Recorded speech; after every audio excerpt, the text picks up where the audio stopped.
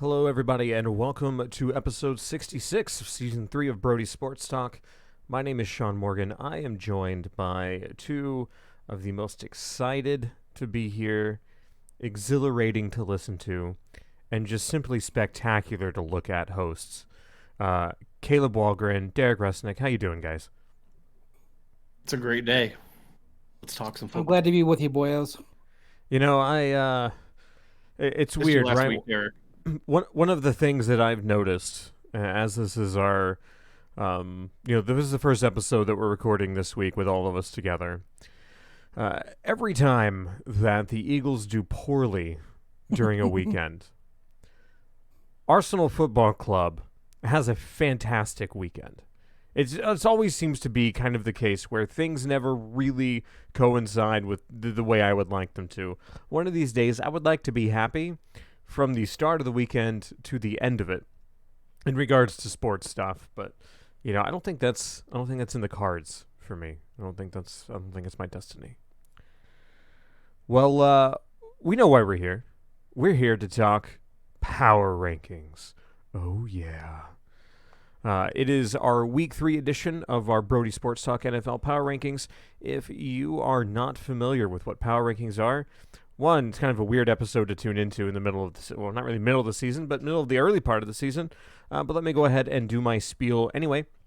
So what we do is we take all 32 NFL teams and we rank them 1 through 32, going across division, across conference, trying to gauge how all of these teams match up relative to one another on one big stack ranking. We separate everything out a little bit differently than a lot of other power rankings that you'll read. We separate them into 4 tiers, which we have assigned based on how we look at those teams relative to one another. So at the beginning, our teams 1 through 8 are our playoff tier. These are teams that, as of right now, look like they are locks to make the playoffs. We have our aspiring tier, which is the next batch of 8. These are teams that have playoff aspirations, and a good portion of them will likely make the playoffs, but they may not be as surefire of a deal as the ones at the top. The next batch of 8 are our wavering tier. These are teams that could be in the playoff hunt, but there are a couple of different things that are kind of keeping them potentially out of it, whether it's, maybe an imbalanced offense, a weak defense, a tough division, injuries, whatever the case is. They are on the cusp of being relevant, but not quite there. Then finally, our bottom 8 teams. This is our basement tier. These are teams that, as it stands right now, have no chance, no hopes, no dreams of playoff glory this season. So let's get to our playoff tier. Coming in at number 1 for the first time on our power rankings this season, the Los Angeles Rams. Dropping down to number 2, the Tampa Bay Buccaneers. Coming in at 3, Buffalo Bills. 4, Cleveland Browns. 5, Arizona Cardinals. 6, Las Vegas Raiders. 7, welcome back to the playoff tier, Green Bay Packers. And finally, coming in at number 8, we have the Los Angeles Chargers. So I do have to say that good portion of these teams were not in our playoff tier to start the season. Oh, how things change very rapidly and very quickly. One of those teams, this is a team that we were relatively high on, but still tentative, were the Chargers. And the Chargers are now 2-1 off the back of a win that, if you look at their schedule on paper, this was going to be their toughest game of the season. And, their offense shined, over 281 yards, 4 touchdowns. People are saying that he's the next great AFC quarterback, and I'm still happy that I pegged him to be the to win a nice little shiny trophy this season. Mike Williams, huge game. Chargers defense forced multiple turnovers, so a lot of things have really clicked for them, this season, and on the back of the Cowboys 2-1 start, as well as a tough, competitive game against the Bucs. That loss, it's not really a quality loss, but it looks a little more explainable. So and I'll start with you, Caleb. What component of this Chargers team has been the most impressive during this 3-game stretch?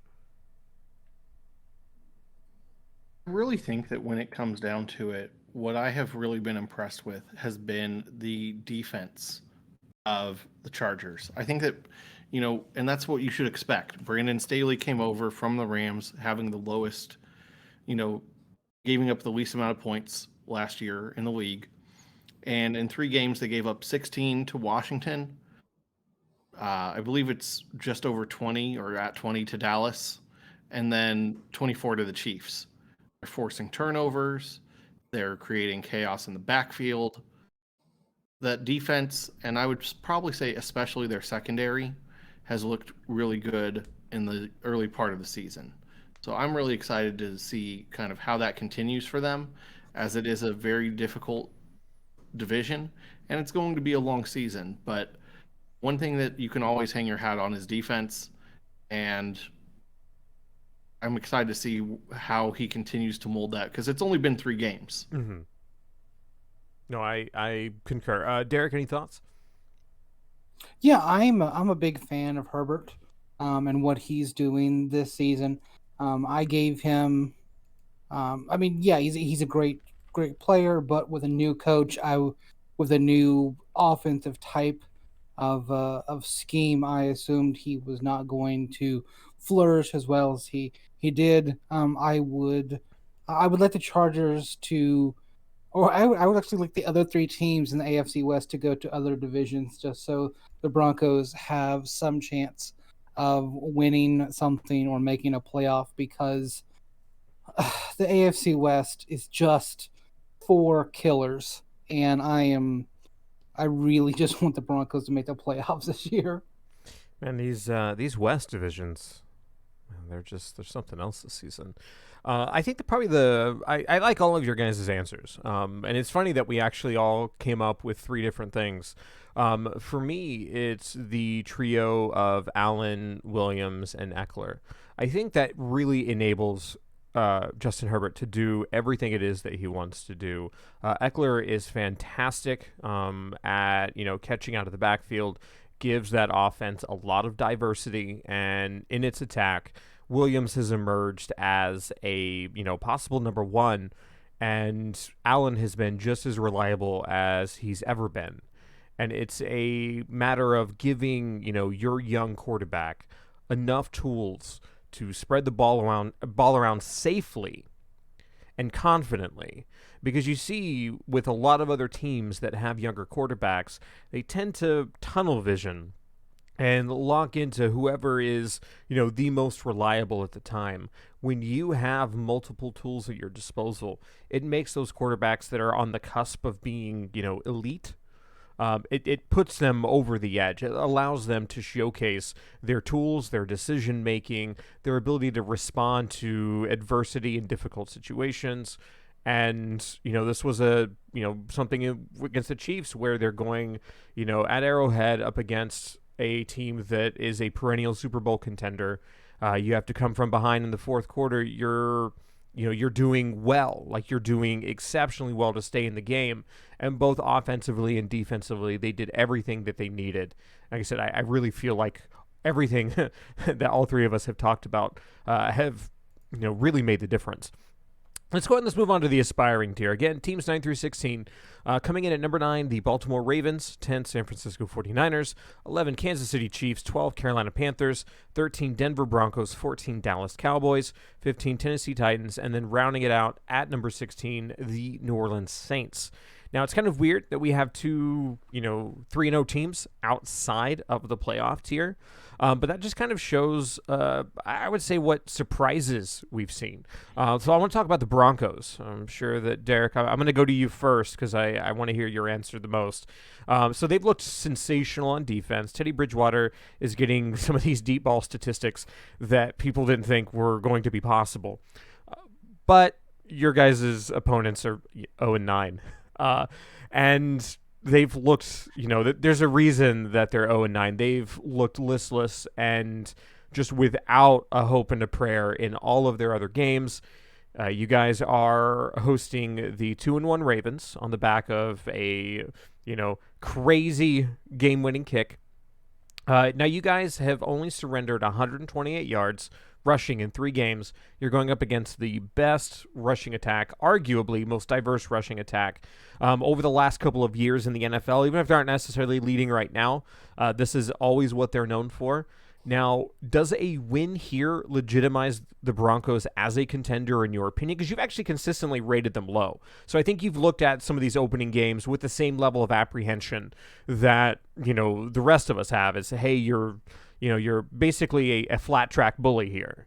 So do you think this a win over the Ravens, it doesn't necessarily need to be decisive or confident, but just simply beating a team that at least has a winning record, does that legitimize the Broncos, or do we still need to see more before you would put the Broncos in that camp? So I have a +3 mindset with the Broncos. The I think if they lose by 3, that it's still a quote unquote moral victory in my mind, with an actual good team that's out there. Um, there are 32 teams in the NFL, and they all have players that are being paid to play the game of football. The Giants, even though they have been bad for a while, have won a Super Bowl recently, and the Jags are paying for people in uniforms. So I will at least say that these are professional teams. Mm-hmm. You can look past a team and be like, okay, yeah, we first 3 weeks. Oh, we have to look at week 4. We have to start preparing for the Ravens, and a lot of time you can get that dull game where it's like, we surrendered a last second field goal, or they threw a deep pass over the middle, and we lost the game that way. So the fact that they have been decisive victories where you've beaten the team that you're supposed to beat. Good job. Let's move on to the next. So for me, if they beat the Ravens by 1, I'm taking it as a this team is much better than I give them credit for. If they lose by 3, I'm going to take them as they're as good as I thought they were. And if they get blown out, well, I love Teddy Bridgewater, and I still think he's the quarterback that we need. So I have talked about my Broncos enough. Caleb, tell me where I'm wrong. I really think that whether they win or lose, they've already come out and impressed. And while, yes, the level of competition has not been seen as the highest in the NFL, I think that we're talking about a team that has shown up and at least has had a different mindset than we may have seen from Broncos teams in prior years. You know, it's one thing to win a game. You can win a game by 1 point, you can win a game by 30 points.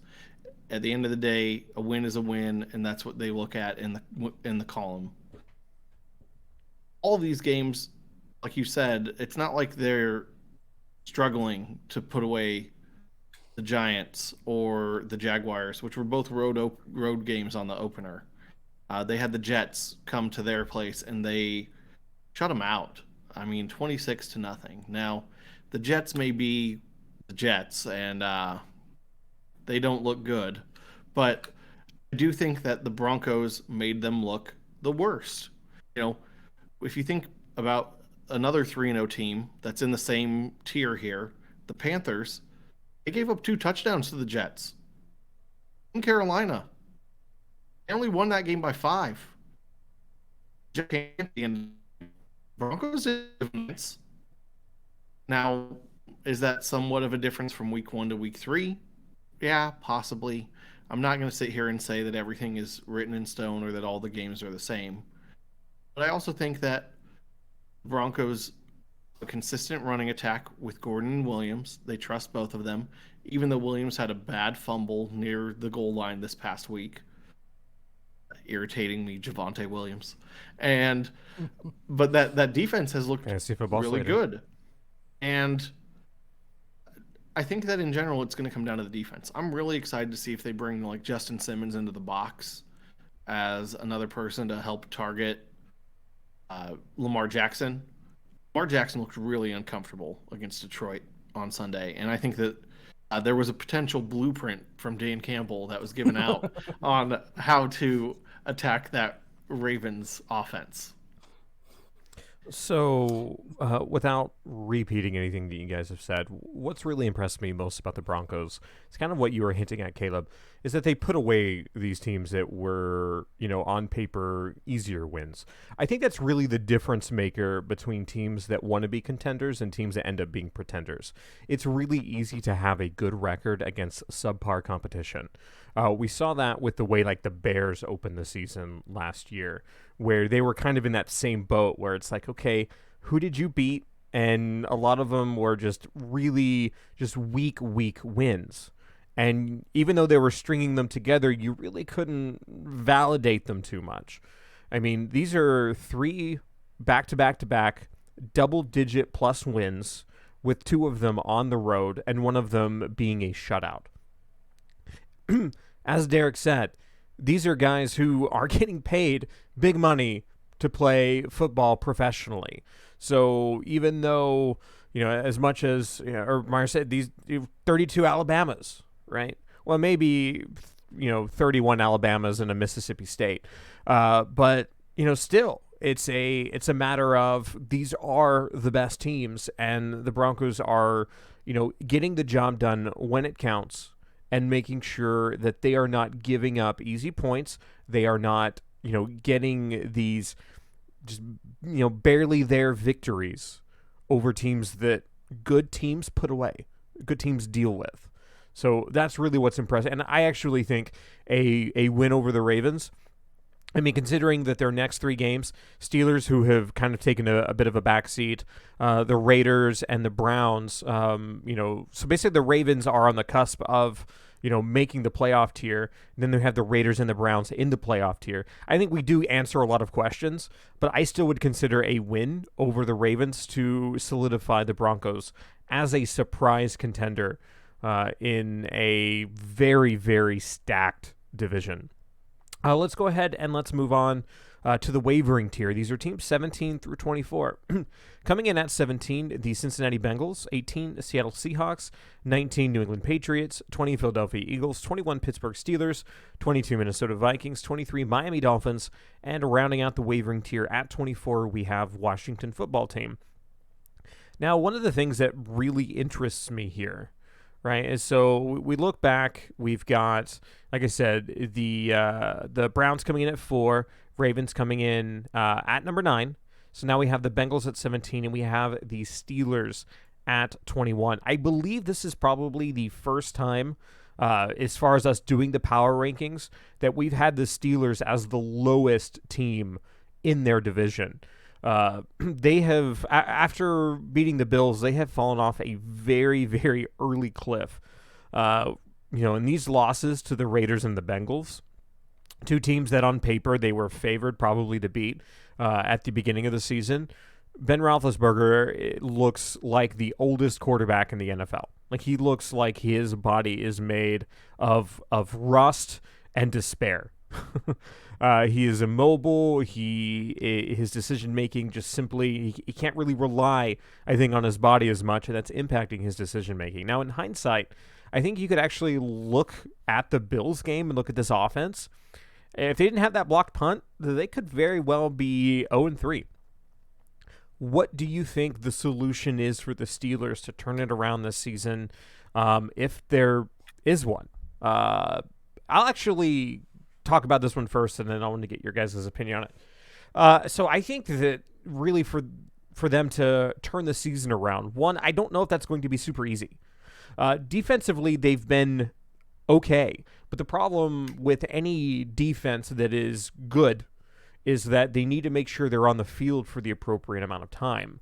And that's very difficult if you have drives stall because of poor quarterback play. I don't know if benching Big Ben is necessarily the right call right now. It could very well become the answer here in a bit. But I think the increased involvement of Najee Harris is crucial.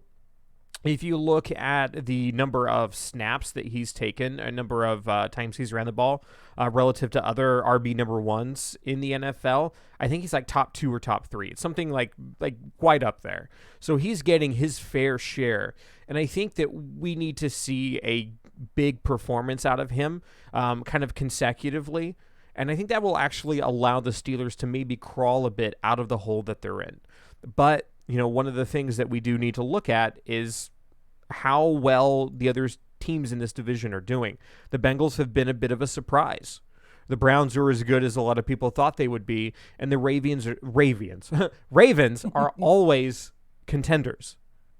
So I actually don't know if they can really crawl out of this hole, because even if they do, this is not going to be especially with how good some of the teams are in our boy Derek's division. A wildcard berth is going to be increasingly difficult if the season continues to pan out this way for a third-place team in the division. So I honestly don't think they can really escape with what I'm seeing right now. I'll leave it to either one of you, whoever wants to talk about that. Derek, I'll let you go first on this one. I have 2 words for you to fix 2 different teams. Jordan Love. You send Jordan Love to the Steelers. They start over. Rookie quarterback. Well, quarterback has never played before. And the Packers get to keep A-Rod. He's happy. The Packers keep going on. They win the Super Bowl, win 7 more. Who knows with him at quarterback. The Steelers have a lost season. Najee Harris is going to I don't want to say waste a bunch of football downs, getting himself hurt, and the Steelers are not going to win anything. And just in my mind, because you have the Browns in that division, the Bengals look better, the Ravens are always there. So I think the Steelers are going to be the 4th place team in this division, and you only have so many years with a good running back. So shelve Najee, trade for Jordan Love, and try something else. Spicy take. I don't know. I mean, do you not think that good old Mason Rudolph can? I mean, I think Haskins is still technically 3rd on the depth chart. I think Rudolph is the backup, right? Do I understand the Steelers? Yeah, depth chart technically correctly? Rudolph is the backup. They had said when Big Ben had the pec injury that if he was unable to play, that Rudolph would start. Which, at least it wasn't playing the Browns. So OSU knows how to get paid. So Oklahoma State players, they get drafted in the NFL, and they know how to get their money that they don't probably deserve. There are several great Oklahoma State players that are from my alma mater. Mason Rudolph is not the future of the Steelers, and when he got drafted in the 3rd round, everyone knew it. So I love my Cowboys, but he's not the face of the Steelers in the future. What are your thoughts, Caleb? Do you think that the Steelers can fix this, or do you feel like maybe just? I know it's still early in the season; it's only 3 games in, but do you feel like the writing is on the wall to a certain extent, or they're trending in a way that might not be easily recovered from? I'm going to go ahead and say that I think that this is an unsolvable situation. I think that we currently have a recipe that just doesn't add up correctly. And I think that the 3 parts of that recipe are dysfunctional offensive line, Big Ben himself, and offense coordinator Matt Canada not being good at his job. It's just this trifecta of really bad things happening for the Steelers offense. I looked it up because it is available, but based off of the NFL providing it on the next gen stats of Ben Roethlisberger's 58 pass attempts on Sunday, which the fact that he had 58 is insane. 17 of those were thrown behind the line of scrimmage. They are not able to get a running game going with Najee. So what did they do? They just threw a whole bunch of passes to him. It's not like these are like, oh, this is my check down option because everyone's covered. It's, hey, we need to get the ball into Najee's hands because he's probably the most talented player on the offense, especially when Deontay Johnson was out this past week. But if your offensive line can't get a push, you're in trouble. I think that maybe we should have realized more of the writing was on the wall when David DeCastro was cut / retired. I don't remember him retiring. There was rumors he was going to retire before the season started, and we know that they don't have Pouncey. They were not as aggressive in their O-line rebuild as the Chiefs or the Raiders were. I think that both of those teams are at least in a little bit better spot than the Steelers. But I also think when Big Ben has been at his best, he's had protection and he chucks it deep. He's not throwing it deep. He's throwing these short passes. I think he's throwing the short passes because that's what his coaches want for him. Yeah. And it's a bad combination of him not really being equipped. He's not that, oh, let me make a quick move in the pocket and then do a quick little toss to the running back. That's not who Big Ben is. I feel like in some ways his game is what we saw from Joe Flacco 3 or 4 years ago, where it's just kind of move past him, not the, hey, we're going to stand in the shotgun and throw it 40 yards every play. And time has passed him. It just has. It's weird how, we see a lot of these quarterbacks, falling by the wayside. Here's the immortal Tom Brady making, it looks like he's 34, 33 out there. Let's go ahead and let's round off the power rankings. Let's talk about our basement tier. These are the bottom teams.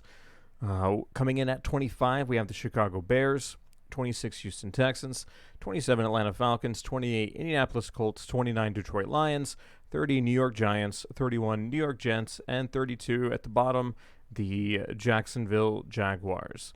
So pretty consistent basement tier, I think. I mean, the Bears have started to slip back into kind of what we were not necessarily expecting, but to a certain extent. We expected there to be some issues, but the rest of the teams aren't too big of a surprise.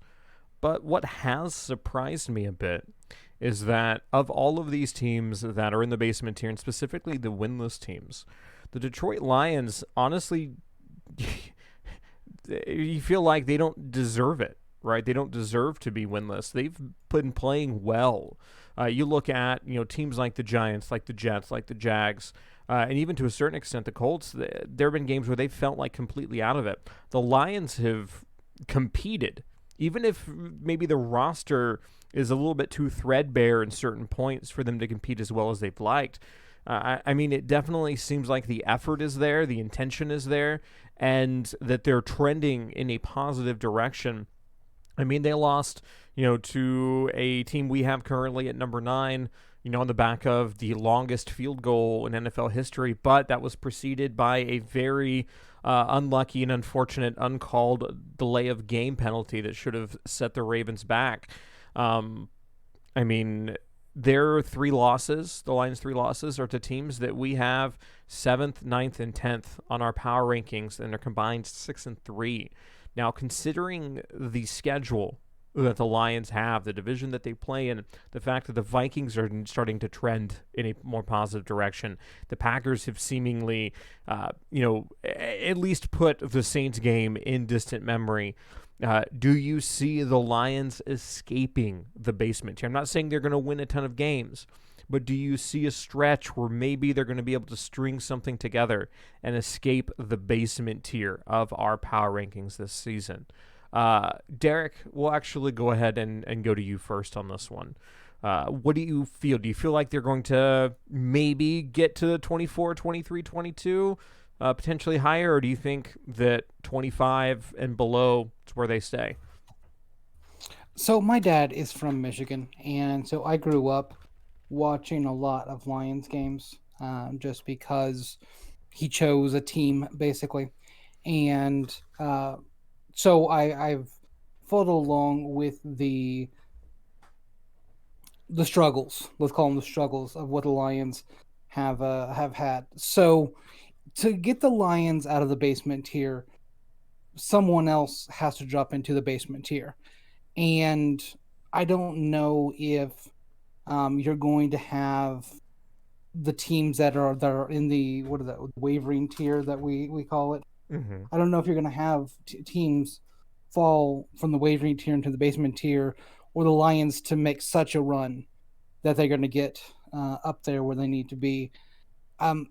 I think that they will be like the top of the basement tier. They could be, and they're going to win the Miss Congeniality every week.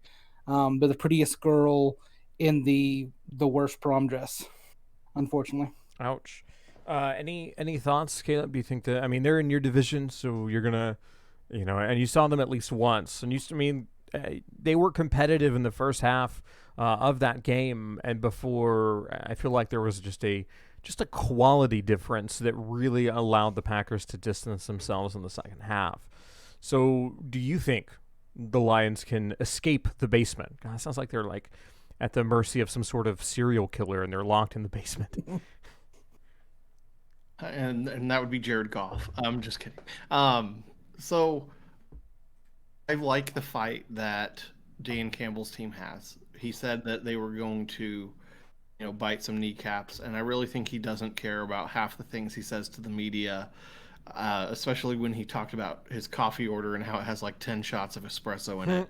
Like, he's real, he's authentic, he's who he is in the media to who he is to the players in the locker room. And I do see the shift in culture. I mean, they were down 16-7 to the Ravens in the fourth quarter. They could have given up. We were down a ton to the 49ers. They came back and had a chance to tie that game late, forcing a turnover when they had already gotten back within 8 points. This is a Lions team that's feisty. And I don't know the last time I've said the Lions were feisty. I think they need to have a couple of things go their way, but I think their best chance is to win the next two. They've got, and it's tough because they're both road games. They have to win at Chicago and at Minnesota. And I think that they definitely have a chance against the Bears. I mean, the Bears looked horrible on Sunday. Matt Nagy is at risk of losing his job any day. And I mean, he said that they might start Dalton, Foles, or Fields, like as if it's a, hey, don't guess what quarterback we're going to play because, if I use this one that's really, really good, you'll be surprised. Except none of them are really, really good. They're all just kind of acceptable. Why not just have all three of them on the field at the same time? Just some weird trifecta. I mean, you can at least use Fields as a running back. I don't know what you're doing with Foles and Dalton on the field at the same time. Philly special. Call it the I don't know, like the two statue. Their mobility. I mean, if they did the Philly special, you might at least get the ball in Allen Robinson's hands for one play. So, I don't know how Bears put up less yards of offense than Justin Tucker's field goal was to win the game. But they did, and the Browns made them look horrible. I think that I had read that Fields had less than a second to throw, and the Bears' offensive line is yet continuing to be garbage. Part of that is the Browns have a really good defensive line. The other part of it is the Bears still don't have an offensive line. So I think they have to find a way to pull that upset, and they have to find a way to beat the Vikings. And let's face it, sometimes the Vikings find a way to beat themselves. So I'm not going to say that I think that they will. I think that it is less likely. If I was going to put a number on it between 1 and 10, I'm probably going with like a 3 out of 10 that they get out of the basement this year. I don't think that it's great odds, but I think that it's football. Crazier things have happened than the Lions escaping the basement this year. But after that stretch, they have a lot of tough games, and if you don't go to 2 and 3 here, and you're like 1 and 7, after some tougher opponents later on the schedule, it's really tough to fix that record to get out of the basement. No, I think that's absolutely fair. I mean, I look at their games in October, and then heading into their bye week, and then coming back. You can say they travel to the Bears, the Vikings, host the Bengals, travel to Rams, host the Eagles, and then after bye week, they're going on a trip to Pittsburgh. I mean, if you look at that, especially considering that we're still not 100% sure what is happening with the Bengals, they're just playing better than expected. How much of it's sustainable. They shouldn't be double-digit, dogs in any game other than the Rams. And some of these, spread. I guarantee you, a lot of these spreads are going to be, less than basically going to be a possession. So especially with how, like you said, feisty, I think is a really good word to use. It's unexpected and impressive that they're showing this much fight and this much gall, especially with a team that's historically such a dire franchise and has such a defeatist attitude. I think this is something that, at least it's not really a moral victory, right? It's not something like, we're 0-3, but at least, hey, we're the feistiest team in the NFL. There's no substance there. But at least fans can know that despite how, weak the roster is in relative to the rest of the NFL, and the team is trying its hardest and putting forth as much effort as you would expect a team that it has winning aspirations to do, I think they actually do escape the basement, and I think it is in the month of October. I fully expect when we get to our picks later this week, surprise, surprise, I think the Lions beat the Bears. And depending on how things go, I wouldn't be surprised if they're able to get some business done against the Vikings and then having that 2-game winning streak, 2-3. I don't think I can put a 2-3 team in our basement tier. In reality, right? If things aren't, as concrete with the Bengals being better as we think, what if this team is 3-3? Right? What if this team is 3-3 heading into that showdown at the Rams, where we get the, do we see the revenge of Jared Goff? No, we don't. But it's going to be an exciting game, I think, storyline wise, nonetheless. Well, that is our power rankings 1 through 32. If you liked what you heard, please let us know on Twitter. You can find our Twitter account all on our link tree, in addition with our Facebook and all of the various podcast platforms to listen to us. Links to our merch. So linktr.ee/Brody Talk. Please let us know if you agree or disagree with any of your favorite or preferred teams' positions, or even if you think, hey, you guys ranked the Broncos way too low, or, how come the Chiefs are still, in the top 15 at 1-2.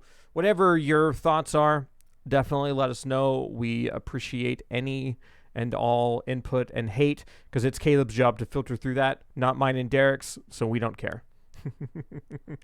Well, on behalf of the guys, we are concluding another Brody Sports Talk NFL Power Rankings episode. Tune in for some Thursday Night Football coming your way on our next episode. Have a good one, everybody. Bye, guys.